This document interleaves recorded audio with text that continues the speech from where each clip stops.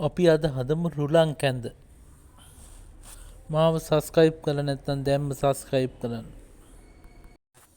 මුලින්ම රුලං කැඳ පැකට් එක අරගෙන කෝප්පෙන් කාලකට පමණ දමා ගන්න.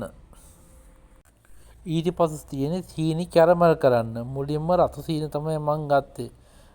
රතු සීනි මේසැඳි 4ක් නාස්තික් වාදනයකට දමා ගන්න.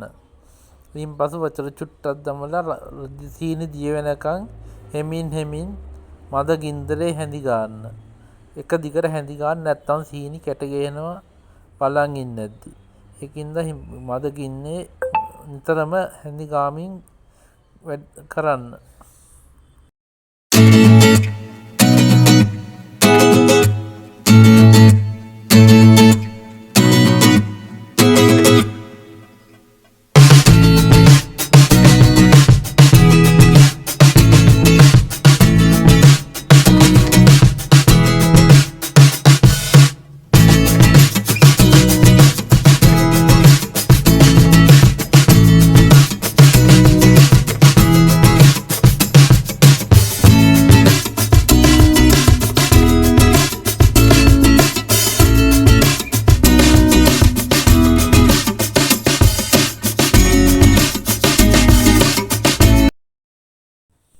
සීනි දියවේගෙන එනකොට මද රස්නේ උණු වතුර පොඩ්ඩක් පමණ භාජන එකතු කරලා හොඳට කලවම් කරන්න.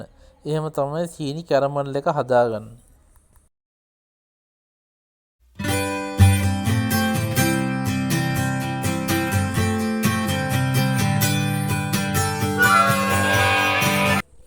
ඉන් පසු පොල් කිරි කෝප්පයක් එකතු කරලා හොඳට හැඳි ගන්න.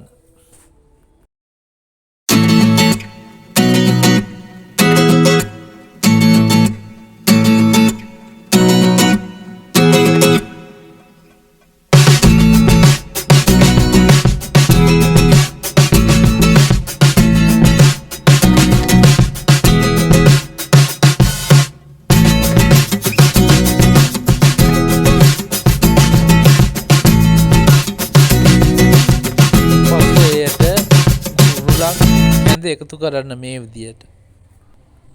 ඉන් පසු අවශ්‍ය ප්‍රමාණයට ලුණු දාලා මුද්දරම් පළනු කලවම් කරලා සාමාන්‍ය දියර උකු ගතියට එන විට උණුවේ භාජන කෝප්ප වලට දමලා ආහාරයට ගන්න පුළුවන්. ඉතා පෝෂණීය අතිරේකයක් වෙන මෙම රුලං කැඳ රත්න හිතතාවයට ඉතාමත්ම ගුණයි. දියවැඩියාවටත් ඉතා ගුණයි.